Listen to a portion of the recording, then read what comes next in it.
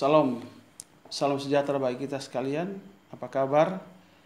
Tentu kita boleh bersyukur atas tuntunan Tuhan bagi kita sekalian. Minggu lalu saya sudah menyampaikan kebenaran firman Tuhan dari Bilangan 13 dengan tema Stop Menyebarkan Hoax.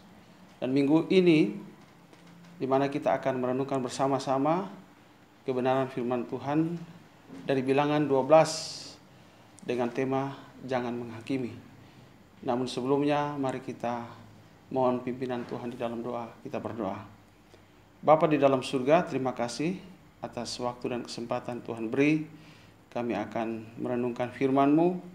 Kami mohon hikmat dari Tuhan bagi kami, agar kami bisa mengerti dan memahami serta melakukan firman-Mu dalam hidup kami. Ini doa kami sambut firman-Mu dalam nama Tuhan Yesus. Kami berdoa. Amin.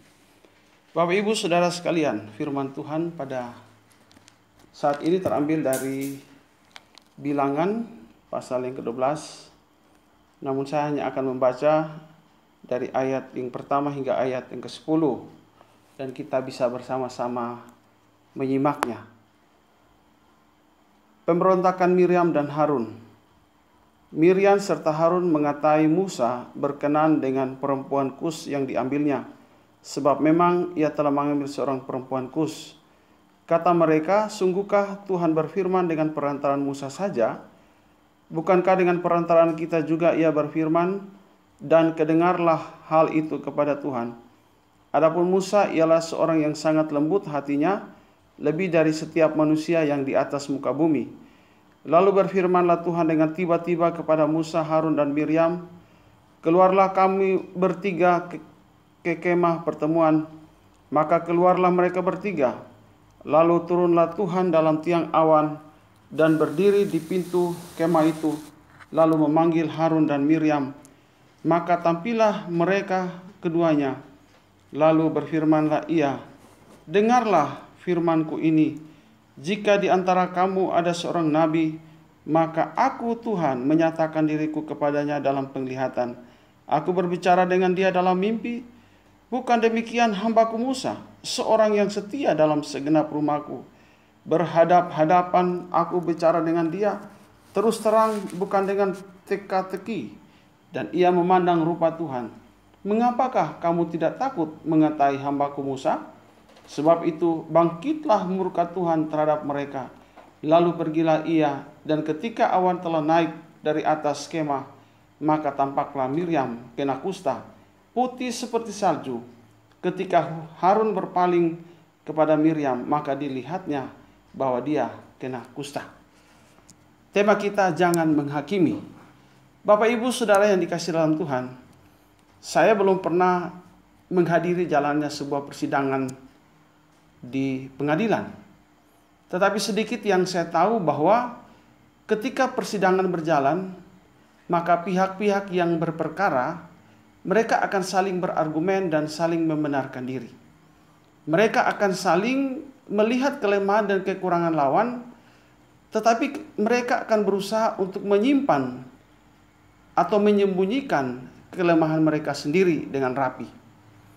Nah, apa yang terjadi di pengadilan sebenarnya itu juga terjadi di dalam kehidupan kita sehari-hari, di mana ada begitu banyak orang, baik itu dalam lingkungan, baik sebagai saudara bersaudara ataupun di dalam kehidupan gereja, mereka saling menghakimi satu sama yang lain. Nah, apa yang membuat kita saling menghakimi? Tentu kecenderungan menghakimi ini berawal dan bersumber dari hati. Hati yang iri, hati yang tidak puas, hati yang belum dibereskan oleh Tuhan. Itu sebabnya Yesus di dalam Matius pasal yang ke-7, dia berkata, menegaskan supaya kita tidak saling menghakimi. Nah, mengapa kita jangan saling menghakimi? Alasannya yang pertama, karena kita bukan manusia yang sempurna. Nah, ada sebuah lirik yang terkenal di tahun 2000-an yang dinyanyikan oleh Andra and the Backbone. Kau begitu sempurna, di mataku kau begitu indah, Nah, sebenarnya lirik ini adalah suatu pengaguman dari seseorang kepada yang dicintainya. Dia melihat orang yang dicintai itu begitu sempurna. Tetapi pada hakikatnya tidak ada seorang pun yang sempurna. Ada pepatah yang berkata bahwa tidak ada gading yang tidak retak. Artinya tidak ada anak Tuhan yang sempurna, yang tidak luput dari kesalahan. Itu sebabnya kita perlu sadar dan kita tidak terburu-buru untuk duduk di kursi hakim dan menghakimi akan sesama. Kalau kita baca di dalam ayat yang pertama itu, Miriam dan Harun mereka bertindak seolah-olah sebagai hakim atas kesalahan Musa. Di mata mereka Musa telah jatuh, sehingga mereka melihat peluang kejatuhan itu sebagai sebuah kesempatan untuk mendelegitimasi dan membunuh karakter seorang abdi Allah. Sesuatu hal yang tidak patut dan berbahaya. Artinya baik Miriam, Harun, ataupun kita semua, sebaiknya kita menjauhkan sikap menjadi hakim bagi saudara kita. Sikap Musa yang mengambil perempuan Kus sebagai istri sebenarnya tidak salah secara hukum ataupun moral. Namun sebenarnya itu hanya sebagai sebuah alasan, sebagai sebuah pengalian isu. Sebab inti persoalan mereka adalah karena mereka iri hati terhadap jabatan, terhadap kekuasaan yang dimiliki oleh Musa. Di dalam ayat yang kedua itu, kata mereka, sesungguhnya Tuhan berfirman dengan perantaraan Musa saja. Bukankah dengan perantaraan kita juga? Saudara, mereka melihat itu karena mereka iri terhadap Musa. Bapak, Ibu, Saudara, memang sejak awal ketika saya menjelaskan bahwa kecenderungan seseorang menghakimi sebenarnya itu bersumber salah satunya dari rasa iri hati. Orang yang iri hati biasanya akan suka mencari-cari alasan untuk menghakimi orang lain. Mereka akan berusaha untuk mencari-cari, mengkorek-korek kesalahan orang, sehingga itu sebagai sebuah senjata untuk menghakimi akan orang lain. Seperti yang dilakukan oleh Miriam dan Harun. Mereka berusaha untuk mencari-cari alasan Musa, sehingga itu dipakai sebagai sebuah senjata untuk menghakimi Musa. Bukankah Yesus berkata, mengapa engkau melihat selumbar di mata saudaramu, sedangkan balok di matamu tidak engkau ketahui? Apakah kita yang suka menghakimi sesama tidak pernah berbuat salah? Apakah Miriam dan Harun orang yang sempurna dan mereka tidak cacat sehingga mereka harus duduk sebagai hakim yang menghakimi akan Musa? Musa bukanlah tipe orang yang gampang terpancing. Musa bukanlah orang yang tipe gampang tersulut emosi. Justru kalau kita baca di dalam ayat yang ketiga, di situ dijelaskan bahwa Musa adalah seorang yang lembut hatinya. Artinya, Musa tidak mau menggunakan kekuasaan dan jabatan kenabian yang penuh kuasa untuk menghukum mereka. Kalau kita baca di dalam ayat yang kedua, bagian yang terakhir, justru Allah mendengar dan bertindak tegas terhadap mereka. Allah tidak mau Musa sebagai hamba yang diurapinya tidak dihormati apalagi dihakimi. Biarkan Tuhan yang menghakimi jika Musa nantinya bersalah. Nah, Bapak, Ibu, Saudara, bukankah saat ini kita saling menghakimi? Dan itu sering terjadi dalam kehidupan masyarakat sehari-hari. Suami istri saling menghakimi, saudara-saudara bersaudara saling menghakimi, para politisi mereka saling menghakimi, bahkan para pendeta, para teolog, mereka saling menghakimi satu sama yang lain. Bahkan gereja pun tidak luput dari suasana seperti itu. Apakah untungnya jika kita saling menghakimi? Menghakimi tidak akan menjadi berkat bagi orang lain, tetapi menghakimi justru akan menjadi batu sandungan bagi orang lain. Kalau kita baca dalam Roma 14 ayat 13, di situ menjelaskan hal demikian. Kita saling menghakimi hanya akan membuat kehilangan sukacita. Kita saling menghakimi akan membuat orang lain kehilangan damai sejahtera. Kita saling menghakimi hanya akan membuat orang lain menjauhkan diri dari persekutuan.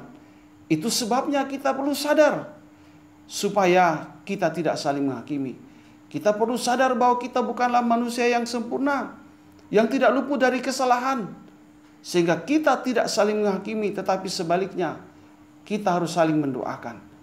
Kita harus saling menyerahkan penghakiman itu kepada Tuhan, karena Tuhan sebagai hakim yang adil di dalam kehidupan kita, dengan bertolak bahwa kita bukanlah manusia yang sempurna. Yang kedua, mengapa kita jangan saling menghakimi? Yang kedua adalah karena ini berkaitan dengan hukuman yang akan diterima. Bapak, Ibu, Saudara yang dikasihi dalam Tuhan, salah satu anjuran pemerintah untuk mengatasi wabah corona adalah supaya kita harus memperhatikan pola hidup, menjaga kebersihan. Kita harus cuci tangan, kita harus bisa menggunakan masker, tetapi juga kita harus melakukan social distancing. Artinya, kita harus menjauhkan diri dari keramaian. Kita harus mengucilkan diri. Kita harus mengasingkan diri sampai benar-benar pemerintah mencabut larangan tersebut. Nah, Bapak, Ibu, Saudara, apa kaitan dengan firman Tuhan saat ini? Kalau kita membaca di dalam ayat yang ke-15, Miriam, dia dikucilkan dari keramaian. Dia dikucilkan karena dia ditulahi virus. Bukan virus corona, tetapi dia kena kusta. Dia kena kusta sebagai akibat dari tindakan yang menghakimi Musa. Bapak, Ibu, Saudara-saudari yang dikasihi dalam Tuhan, itu sebabnya di dalam ayat yang ke-7 itu, di mana Allah menegaskan bahwa Musa adalah seorang yang setia. Mereka terlalu cepat menilai bahwa Musa adalah seorang yang salah. Itu sebabnya ada lagu yang mengatakan, jangan kau salah menilaiku. Artinya kita jangan cepat menilai dan menghakimi orang lain. Sebab konsekuensi daripada kita menghakimi, maka kita akan dikucilkan. Konsekuensi kalau kita menghakimi, maka kita akan dijauhkan. Dan kita akan mengalami social distancing dari masyarakat. Sampai titik di mana kita sadar dan dipulihkan oleh Tuhan. Miriam, dia harus dikucilkan selama 7 hari. Dan selama masa 7 hari itulah ketika masa pemulihan baru dia diterima oleh bangsa Israel. Harun sadar bahwa tindakan bersama Miriam adalah suatu tindakan kebodohan. Itu sebabnya ketika dia mengalami hal demikian, maka Harun dia memohon kepada Musa supaya Musa berdoa kepada Tuhan agar terjadi pemulihan atas diri Miriam. Bapak, Ibu, Saudara yang dikasihi dalam Tuhan, belajar daripada pengalaman Harun dan Miriam supaya kita tidak cepat menilai atau menghakimi orang lain. Mengapa? Karena ini semua berkaitan dengan hukuman yang akan kita terima. Tetapi bila kita mampu mengendalikan perkataan, tutur kata kita, maka saya yakin bukan hukuman yang kita terima, tetapi justru berkat yang akan kita nikmati di dalam kehidupan kita. Belajarlah untuk tidak cepat menghakimi akan orang lain. Sadarlah bahwa kita bukanlah manusia yang sempurna. Kita bukanlah manusia yang tidak punya cacat celah. Sehingga di dalam perkataan tutur kata kita, marilah kita menyampaikan hal-hal yang membangun. Hal-hal yang dapat memberkati akan orang lain. Sebagaimana firman Tuhan yang kita renungkan pada saat ini. Supaya kita jangan saling menghakimi. Mengapa kita tidak saling menghakimi? Karena kita sadar bahwa kita bukanlah manusia yang sempurna. Dan kita sadar bahwa ini semua berkaitan dengan hukuman yang akan kita terima ketika kita saling menghakimi, ketika kita saling menilai yang tidak benar terhadap orang lain, maka kita akan mengalami social distancing, di mana kita akan dikucilkan, kita akan dijauhkan dari masyarakat atau orang-orang di sekitar kita. Kiranya firman Tuhan ini dapat memberkati kita sekalian. Tuhan Yesus memberkati. Shalom dan selamat menikmati anugerah Tuhan. Amin. Mari kita berdoa. Bapa kami di dalam surga, terima kasih atas kebenaran firman-Mu pada saat ini, di mana kami sudah merenungkan bersama-sama tentang kebenaran firman-Mu, untuk kami tidak saling menghakimi satu sama yang lain. Karena kami sadar bahwa kami adalah manusia yang tidak sempurna, dan kami juga sadar bahwa ketika kami menghakimi, ada hukuman yang Tuhan akan timpakan bagi kami. Karena itu ajarlah kami, untuk kami dapat